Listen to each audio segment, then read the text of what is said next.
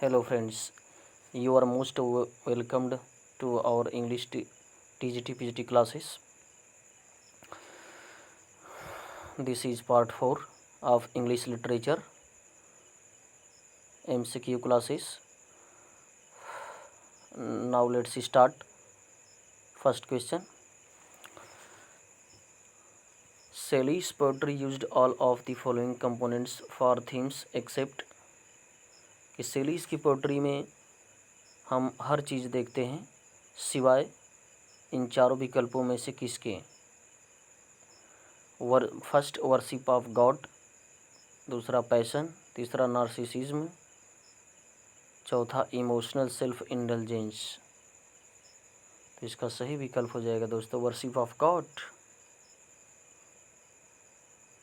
First option number. बाकी शेलीज के pottery में हम पैशन भी है देखते हैं और नार्सिसिज्म सनकीपन भी है, इमोशनल सेल्फ इंडल्जेंस है, इमोशनली से स्वयं को उसमें अभिभूत कर लेते हैं। Next question. Charles Lamb's Dream Children is a notable for its. The Charles Lamb द्वारा लिखा गया जो एस्से है Dream Children is a notable for its, ये किसके लिए फेमस है। Option number A crushing tragedy, humour, या फिर विम्सिकल पैथोस, या फिर डी सिनिसिज्म। तो इसका राइट आंसर हो जाएगा विम्सिकल पैथोस, यानी सनकीपन का इसमें भाव है। Option number C is right. Next प्रश्न।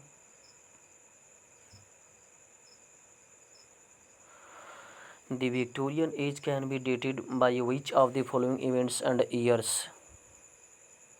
यानी विक्टोरियन एज को कब से स्टार्ट हुआ माना जा सकता है। तो इसका सही विकल्प आपको बताना है इन चारों ऑप्शनों में से। फर्स्ट ऑप्शन है Mill's on Liberty 1859 to end of century 1900, या फिर B option number reform bill जो लिखा गया था 1832 to end of Boer War 1902, या फिर C birth of Tennyson 1809 to his death 1892, या फिर D option number D Tennyson's poems chiefly lyrical 1830 to death of Queen Victoria 1901। तो इसका राइट आंसर होगा ऑप्शन नंबर डी।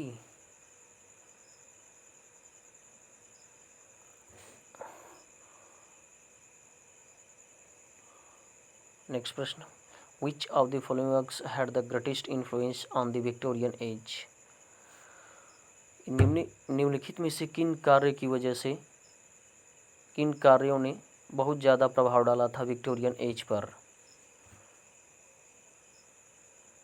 तो आपको बताना है first option Mill's on Liberty, second Tennyson's in Memoriam, C Darwin's origin of species, D Carlyle's Sartor Resartus, या फिर E Ruskin's the stones of Venice. आपको बताना है फ्रेंड्स। तो इसका राइट आंसर हो जाएगा option number B Tennyson's in Memoriam. Next प्रश्न। In which of the following genres did Victorian literature achieve its greatest success. यानी कि in which of the following genres did Victorian literature, यानी Victorian literature की सबसे बड़ी महानता या सफलता निम्न में से किस में है। यानी कौन सा फॉर्म लिटरेरी फॉर्म ज़्यादा इस्तेमाल किया जाता था, ड्रामा लिखा जाता था, या फिर एपिक पोट्री या लिरिक पोट्री, या फिर दी एसे और दी नोवेल। तो इसका राइट आंसर हो जाएगा ऑप्शन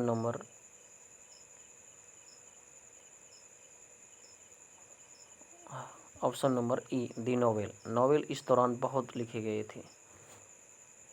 नेक्स्ट प्रश्न। Who wrote Shakespeare's later comedies. एक ये रचना है शेक्सपियर लेटर कॉमेडीज किसके द्वारा लिखी गई है। First AC. ब्रैडली, या फिर पामर डीजे, या फिर डॉक्टर जॉनसन। इसका राइट आंसर हो जाएगा option number B Palmer DJ. Next प्रश्न, which of the following is not a play by Shakespeare. Shakespeare के द्वारा इन तीनों में से कौन सा नहीं लिखा गया था, नाटक या फिर ड्रामा।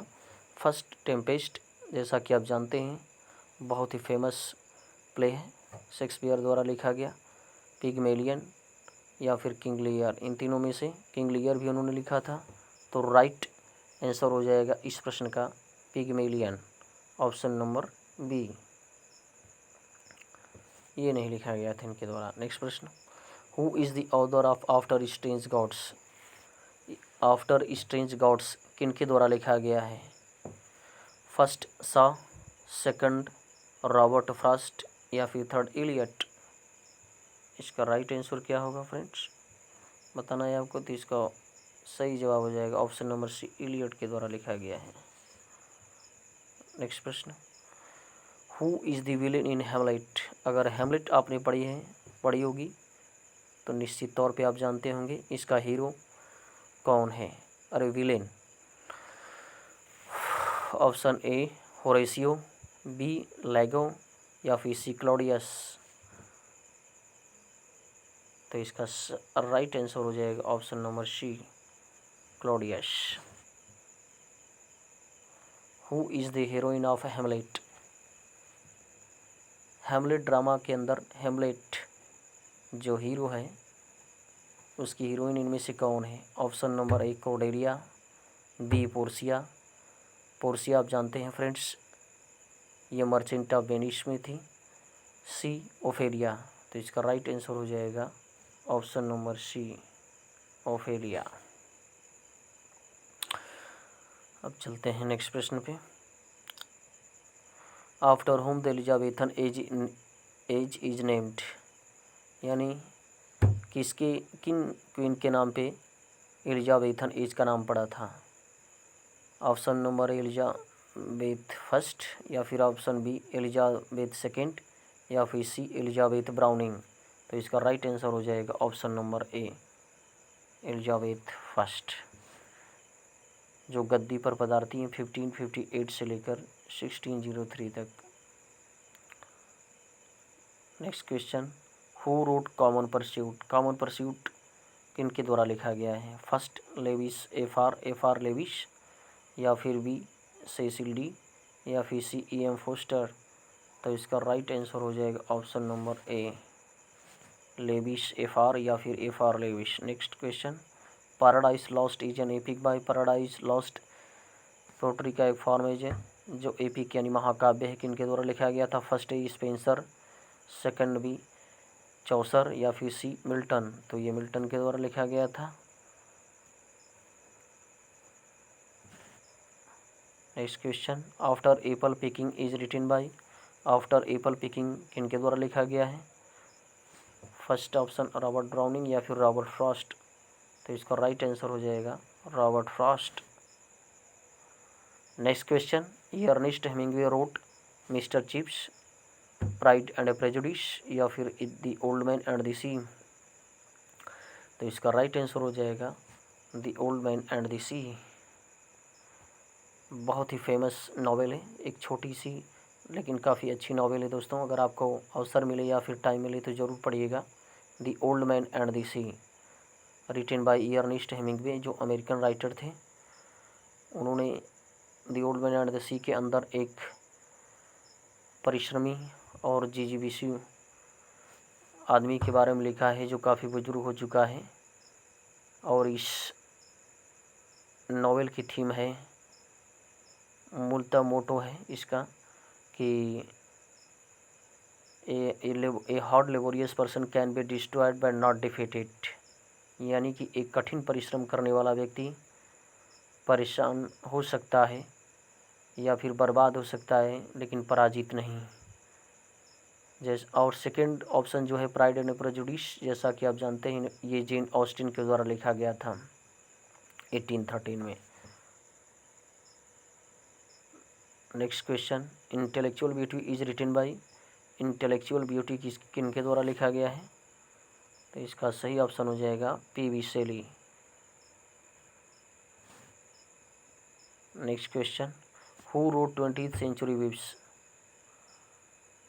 20th सेंचुरी एक दृश्य।